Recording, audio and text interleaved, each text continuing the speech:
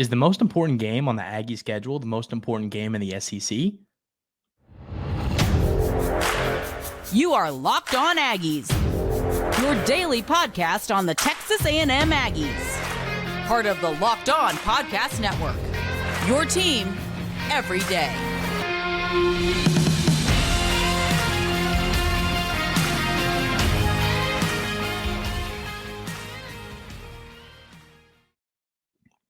Welcome on into Locked On Aggies. I'm your host, Andrew Stefaniak. Thanks for making Locked On Aggies your first listen every single day. I'm really excited to be taking this podcast over and bringing you all daily Texas A&M athletics content. And today, we're going to be talking a little bit about what could be one of the most fun games in the SEC this year, and that is when Texas A&M heads to Baton Rouge to take on LSU. I've broken down Texas A&M's schedule and found that I think there is a chance that when the Aggies head to Baton Rouge to play LSU, that game could be for the West. So let's break down the schedule for Texas A&M and see, is this a feasible opinion? So first, you got New Mexico at home. That's a W, no debate about it. Write it down, end the story there.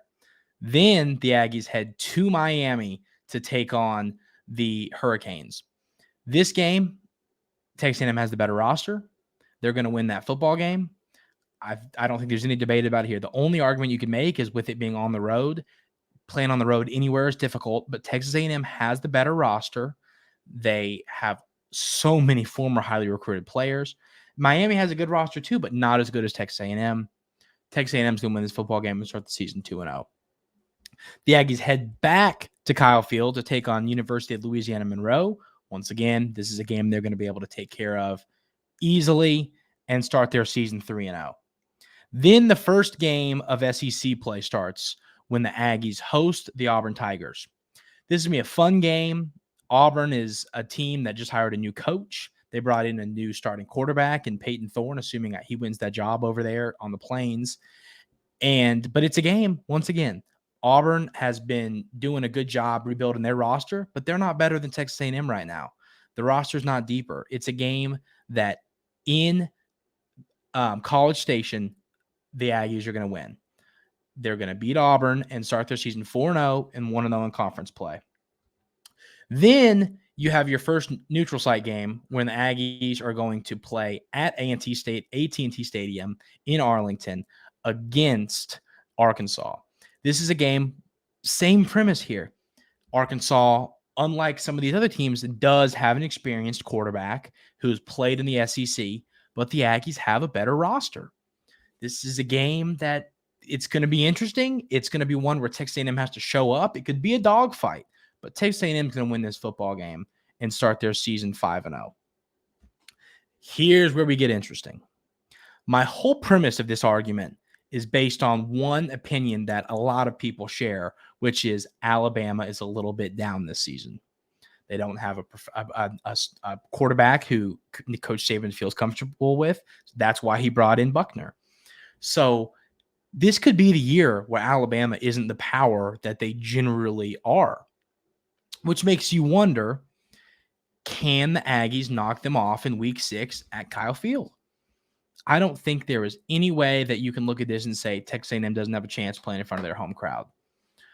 Of course, Alabama has the better roster here, top to bottom. But the most important position on the football field is quarterback. Texas A&M has the young gunslinger, Connor Wegman, who I project to win the job, as many other people do, who I think is going to break out this year. I think Connor Wegman is going to be a stud this year. I think that gives the Aggies the upper hand in the quarterback battle when it comes to playing the Crimson Tide. And that is not something many teams have been able to say when they go head-to-head with Alabama for many, many years. But like I said, with Alabama having a down year at the quarterback position, this is a year they're beatable. And getting to play them on your home field in front of your rowdy crowd, want to knock off one of the best teams in the nation, it's a game I think Texas A&M can win. It's the first game that's going to be a bit of a road bump. It can be a tough one because Alabama, while the quarterback is a bit of a question, they still have a heck of a roster around the quarterback on both sides of the ball. But Texas A&M has the roster to compete with Alabama. Back in 2022, the Aggies had the number 1 overall recruiting class. which of course made them number one in the SEC above Alabama and LSU and some of these other schools in the West. So there is no way that you can argue that the Aggies can't compete in this game, knowing well that they have out-recruited Alabama over the last couple of years. So this is the first game that you could say this could go either way, but I think the Aggies knock off the Crimson Tide and start the season 6-0. And if this happens, Texas A&M is a top 5 team heading into Neyland Stadium to play the Tennessee Volunteers in Knoxville. This is the first game that I think stuff is going to have to fall correct for the Aggies to win. There's a lot of question marks with Tennessee as well. You lose your starting quarterback and Hooker. You lose a couple stud wide receivers to the NFL. There's a lot there in Knoxville that's going to be questionable, but they have a great offense, a great system, a great coaching staff, and they've been recruiting well. The caveat to this is the fact that this game is going to be in Neyland Stadium, which is one of the most rowdy atmospheres in college football. It's a game that I think the Aggies can win, but that's going to be the game that you don't want to say decides the season, but it's going to be a game that really, really has high implications on what happens the rest of the year. And it's one that I think Texas A&M can win. I still think Texas A&M has a better overall roster, but I think these two teams are eerily similar, and the game is being played on Tennessee's home field, which is what makes this game a toss-up. But this is one game where it could go either way, but I think being on the road, it's going to be tough for Texas A&M to go win this game against a team in Tennessee who I think is going to be highly ranked going into the season. So that back-to-back stretch right there of hosting Alabama and then heading to Tennessee, that's going to be a rough stretch for the Aggies. Now, with the whole argument I'm making of will Texas A&M's game against LSU the final week of the season before the SEC West title, that is going to be decided in these 2 weeks. If you go 0-2 there, I don't see a way the Aggies I don't see a way that game against LSU in Baton Rouge is going to be for the West. So you have to, worst case scenario, go 1-1 in those 2 games. You hate that those games are back-to-back weekends because it's wear and tear on your guys. And you just have to think it's hard to go play 2 physical football teams back-to-back weeks. So I think that's going to be the make or break couple of 2-week span for the Aggies. And I hope they're able to pull that off. If they're able to go 1-1, the dream of playing LSU for the title for the West is still alive, but you can't lose both. So let's move on now. You host South Carolina. The Gamecocks are an up-and-coming team. I love what Beamer's doing there in South Carolina, but I'm not a big Spencer Rattler believer. I think he's inconsistent. I always joke and say Rattler's going to have that game where he gives you 532 yards and 4 touchdowns, but it's one of those things that's going to happen once, maybe twice a year. You have to just hope that your team isn't the team that ends up catching that game. And of course, that game against South Carolina is being played at Kyle Field in College Station. Texas A&M still has a better roster, even though, like I said, South Carolina's an up-and-coming program. A&M has a better roster. They're going to win that game. You move on. You head to Ole Miss. This is a game that I've seen a lot of people within the Texas A&M media kind of back and forth on. Are the Aggies going to win this game? What's going to happen here? I don't think this is going to be a struggle for the Aggies. I am very anti Ole Miss's quarterback room. I don't think Spencer Sanders is going to be great at the SEC level. I don't even think he's going to win the job. I think Jackson Dart's going to end up winning that job, but I don't think Jackson Dart's going to be a guy that is going to dominate in the SEC. He's a good quarterback. He can do good things, but I think that Texas A&M goes on the road and sinks Lane Kiffin's ship and wins that game. I could see that being a dogfight or a trap game, with that game, being a few weeks after the Alabama-Tennessee back-to-back weekends.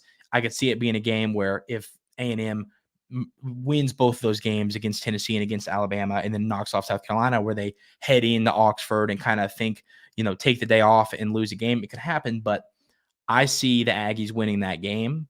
And same thing we've chopped up earlier. They have a better roster than Ole Miss. Ole Miss obviously dives often into the transfer portal.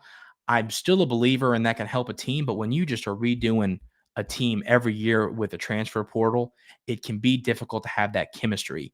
And I think that's a reason that Texas A&M is going to be able to go into Oxford and win that game. Then Mississippi State's going to be coming to town to Kyle Field to take on the Aggies. This is a game. There's just a lot going on at Mississippi State with the tragic passing of Coach Leach, who's just you can't speak enough good on that man. One of the best people in college football. Nothing sadder than the college football community losing him. But I think the Mississippi State team is not going to be very competitive this year. They have Will Rogers back. I do think Will Rogers is one of the better quarterbacks in the SEC, but I don't think he himself, in essence, is going to be good enough to beat Texas A&M, especially in College Station. I think this is a game that Texas A&M wins handsomely, but I think Mississippi State is going to be a team that is going to figure things out after the tragic passing of Coach Leach. I think Mississippi State will be back eventually, but I don't think that's going to happen this year. They lost a lot of players, and they've got a lot going on there. Then you got Abilene Christian. Of course, Texas A&M is going to roll through that game. And then the matchup with LSU in Baton Rouge. That is going to be a fun ball game. I've already got it circled on the calendar. It's going to be a joy to watch that ball game. But think how fun it could be if Texas A&M was 10-1 or 11-0. It's one of those things where I think a lot's going to have to fall into place for that to happen. But Texas A&M has the roster for that to happen. It just has to come to fruition on the field. And then, but you still have to win that game in Baton Rouge too. You would have to hope perhaps LSU drops a game earlier in the season, something different like that happens. But this would be a lot of fun if the Aggies headed to Baton Rouge on a beautiful day in November down there in the Bayou to potentially play for a date in Atlanta for the SEC championship. It'd be a fun ball game. It's not out of the realm of possibility. So it's going to be a lot of fun to see if the Aggies are at that point where they are competing for that in that game. And if they are competing for that against LSU, can they get the job done? So what's the other side of this argument? We'll talk about that. But first, I'm going to tell you about our friends over at Built.com. Built bars are one of the most amazing treats of a protein bar you can ever have. 130 calories, only 4 grams of sugar, and they're packed with 17 grams of protein. I'm personally on a keto diet right now, which of course Built bars are keto friendly. Those of you out there that are joining me. But what's so awesome about Built bars is the way that they fill you up. I was never a believer in protein bars. My dad would always, when I would try and get into shape for baseball season, my dad would always say, Andrew, you need to try some protein bars. You need to cut out on some of these unhealthy snacks and eat protein bars. I'm like, Dad, they're small. They don't fill me up. That's not the case with Built bars. They fill you up and they're delicious. They're covered 100% in delicious chocolate. They taste great. They're healthy. They're going to help you lose weight if you are correctly doing these things on the side, maintaining a healthy lifestyle and all that. These Built bars are a great tool if you're looking to lose weight. And of course, like I said, you got to do the work yourself, but these are a great tool to help you do that. And you can find them at Sam's Club. You can find them at Walmart and, of course, at Built.com. But now you don't have to wait for the Built bars to be shipped to your house from the website. You can go grab them at a place if you want.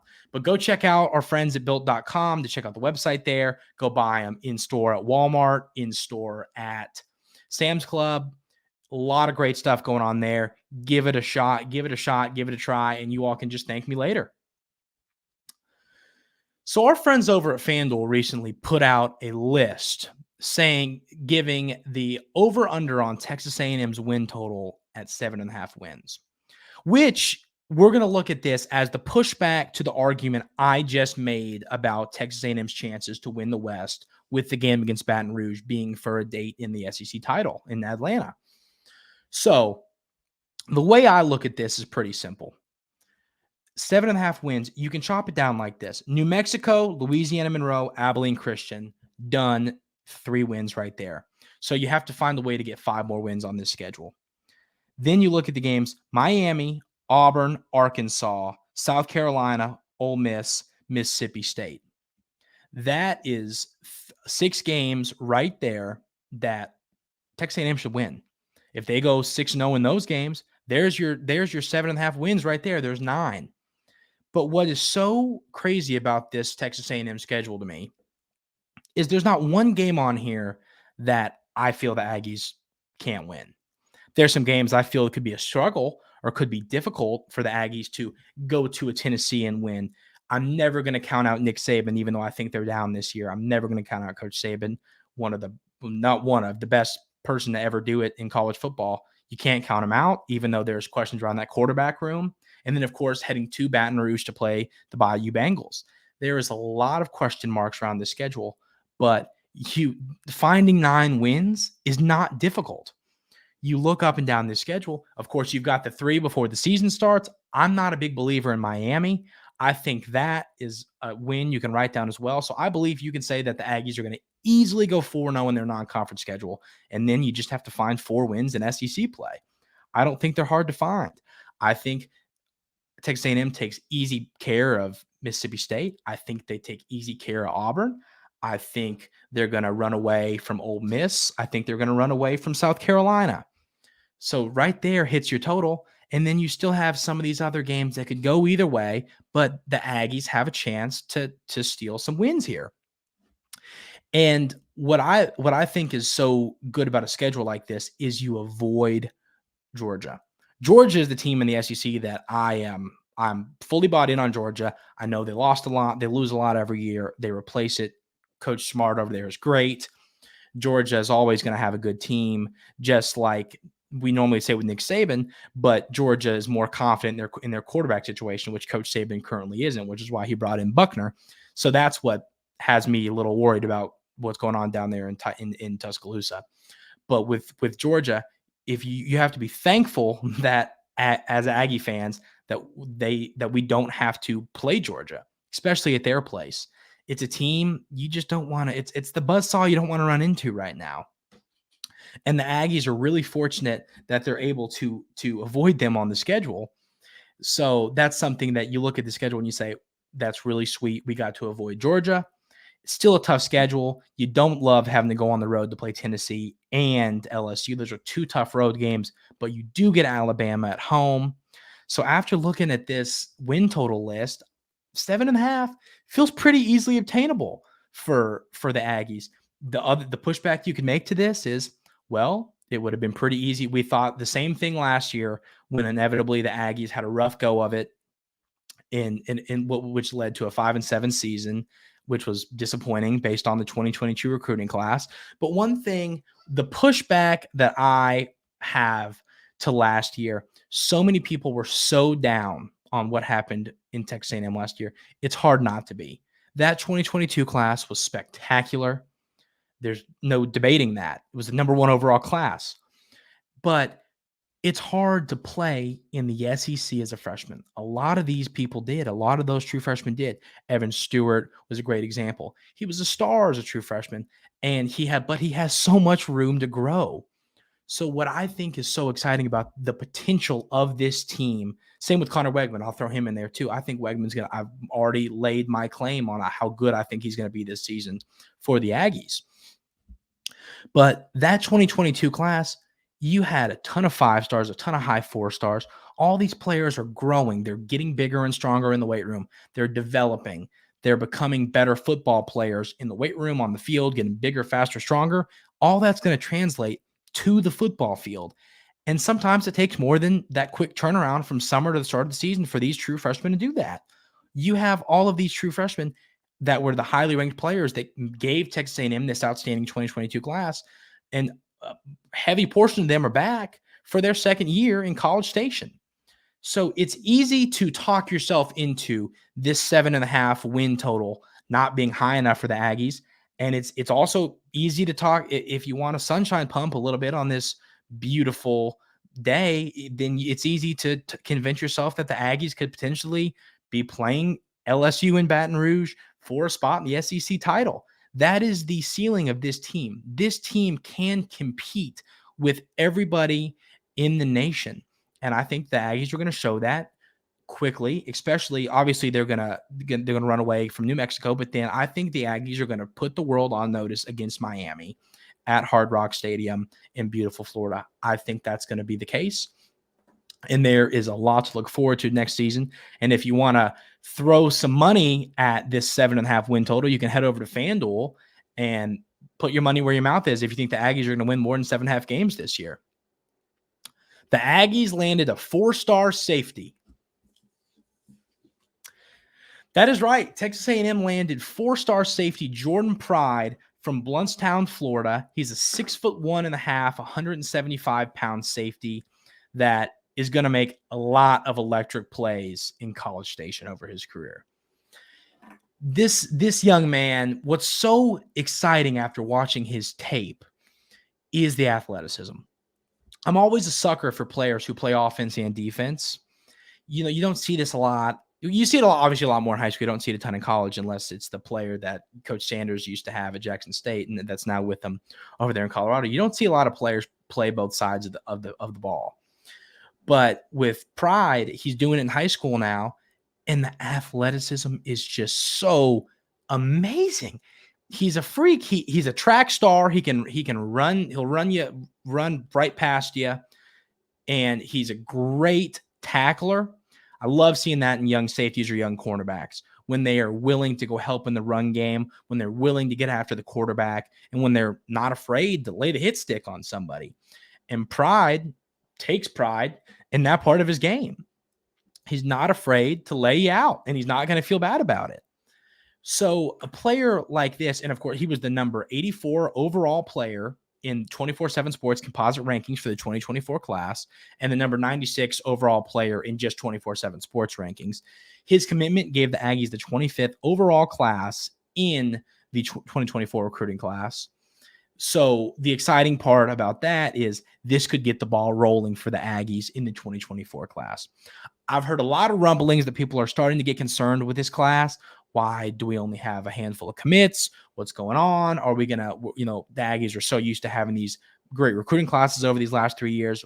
Why in May do we only have 6 commits, and are we the 25th class in the nation?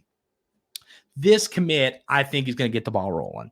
I think you're going to see a lot of change. You get a top 100 player, you see the commits start to flow in after a highly touted guy picks your school. And with Pride, of course, picking Texas A&M, I think it's going to lead to some commitments here in the near future for the Aggies. And I think some recruits are waiting to see Coach Fisher prove it on the field.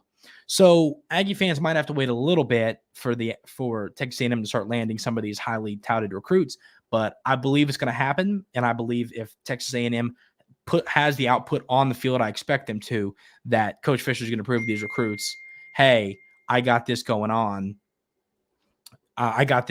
Here. Come over here and be a part of this. So there's a lot that's exciting about that with Texas A&M this year, with this season, because you have to look at it like what's going on in College Station right now is a big part of this recruiting class. If this coaching staff can put together 8, 9, 10 wins, I don't see any way in the world that they don't start landing recruits in this recruiting class jumps from 25 up to 15, then up to 10, then up to 8, X, Y, and Z. So Pride is a huge commitment for the Aggies. We're really excited to have him. He's going to be great for Texas A&M and College Station. And I'm excited to see what he develops into during his time playing for the Aggies. That's going to do it for today's episode of Locked On Aggies. We will see you tomorrow.